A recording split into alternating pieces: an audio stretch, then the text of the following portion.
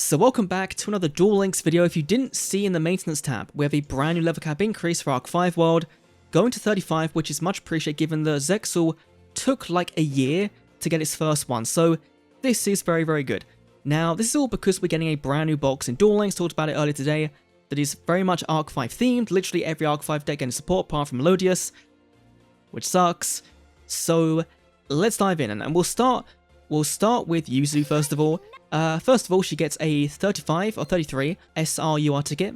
We love to see it. No, we don't. We hate it. But Yuzu on release was one of the better characters, right? Gong and Yuya weren't, so they're kind of flip-flopping in terms of the rewards.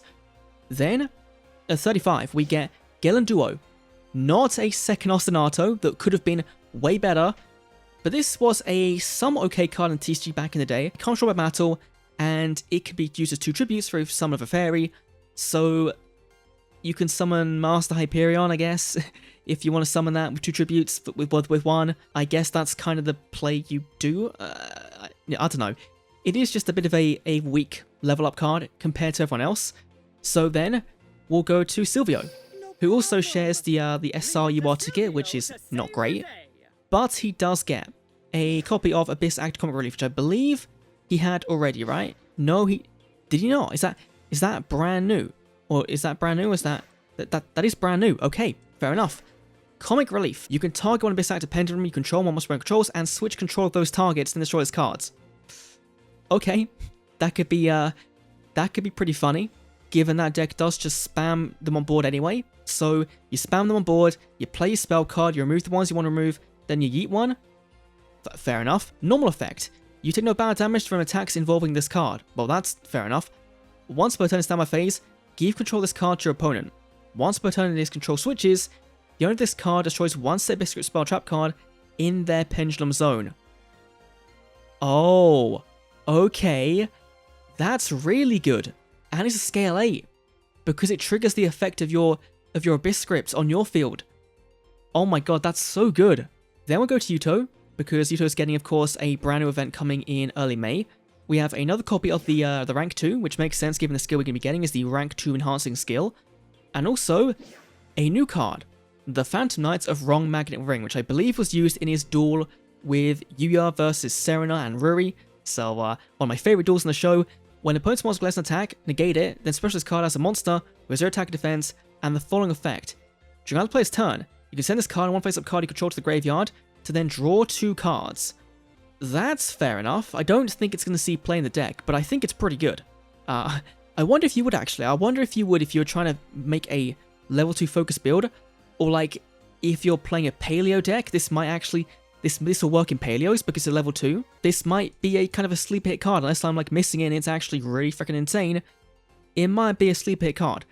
Then we'll go to who's kind of the next best one. I guess Declan, maybe. First of all, level 33, we have DD Dog. Looking all, he looks very friendly, doesn't he? You can target one fusion, sync, or exceed monster your opponent controls, negate its effects and end the turn, then destroy its card. Alright. As a pendulum card, that's pretty good. Okay. And his main effect, once per turn, if your opponent special summons a fusion, sync, or exceeds, you can negate its effect. Okay. Does the same thing. I'm not sure if they can have the space for it, given it is a non-normal summonable card, right? Already in DDDs, they are very reliant on that Savant Kepler search and getting that off. So I don't know whether they'd want to play this, but if they do, then it has some uses at least. And then the big one. Triple D Flame High King Genghis, limited to 1. It is an upgrade of the Genghis I have in a box already back in like, what, 2019? I think it was 2020. Requires 1 of 5 high DD and another DD monster, so that's pretty easy to do in that deck. That's incredibly easy. If another double D is normal summoned or special summoned to your field by control its card, you can target a double D in your graveyard and special summon it. So it has the same effect as the Abyss King Ragnarok, right? The one we're getting as a super rare in the box. God, those two to combine together, that is kind of nuts, right? If we had 5 zones, that'd be kind of nuts. So once per turn, it is a spell, trap card, or its effects activated, negate it. Wow. Okay, so now they're probably going to start playing some fusions in that deck, right? They're going to start playing, or more so than they already do. Okay, that is a very good card. Then we have, let's go to Yuya next, because Yuya's kind of the what the fuck thing, right? Like why would they do this? He has 2 copies of Skull Crobat Joker. If you know this card from the TCG, you'll know it is so good. And then putting it at 2 and having it be a level up card makes sense, because if they want to hit it in the future, they can do. It's a scale 8, so it's a high scale, very good. Pent effect doesn't really matter, but when it's normal summoned, you can add a Perform Pow, Magician Pendulum, or else monster from your deck to your hand except himself. He searches literally the entire archetype of your main deck cards. No wonder they're not putting it at 3, right? Give them it at 2. Perform Powers aren't really doing anything. Of course, they're getting the new Rebellion Dragon and Shang-Chi Magician, Shang-Shen Magician in the brand new box, so give them more support. Hopefully, it brings them up a bit on ladder.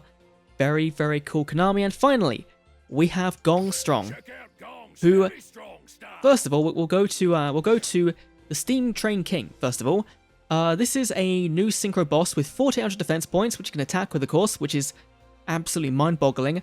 And also, once per turn, you can discard up to 2 cards, entirely how many cards opponent controls, and destroy them, and banish all spell and trap cards from the grave. And if you do, inflict 100 points of damage for each one. So this is your game ender.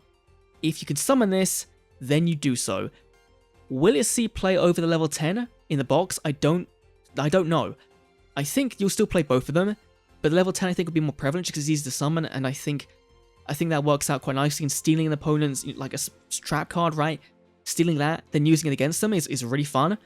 But this is just a very big blowout card, so and it's a great level up card. That's what this is. Then we have Samurai Battle Ball. This card, if it was at more than 1, would be insane. It's still good at 1, but at more than 1 would have been insane. It's a level 2 tuner, so you can then use it with your Susanoo to make this big train here. But if all monsters you control Super Samurais and there's no spell trap cards in your graveyard, you can target one face of monster opponent controls that has a level, send both it and this card from your field to the graveyard, then special summon a Super Heavy Samurai Synchro in your extra deck that equals those 2's levels, and it's treated as a synchro summon. This is your Kaiju for Super Heavy Samurais, and if it was at more than 1, it would be absolutely crazy. Now, it does have a bit of a restriction in that it can only do cards with levels, which means against Xyzes, it's not all that great. Now, what is prevalent in Duel Links right now? Phantom Knights, they're really big. DDDs have some brand new Xyz monsters as well, so you can kind of see where this won't be as good. But against like 80% of the ladder, it's going to be so impactful. And if you're a Super Samurai player, with this and the brand new cards in the box, you are going to be having a blast. So overall, apart from Yuzu, everyone got some genuinely good stuff for their characters and their level ups. And this just goes a long way to making Duel Links feel cared about, right? If you're giving these good cards in level up, so we've seen with Sora already from the leaks, we're going to be getting some mainstay deck cards in his level ups. So KONAMI, continue this trend for every world, not just Arc 5, but every world going forward. Give us new level up rewards, give us meaningful cards that are actually good, that make sense for those characters, and we'll be happy bunnies. So yeah, let me know down below what you think. Thanks for watching. I'll see you all in the next Duel Links video. See you then.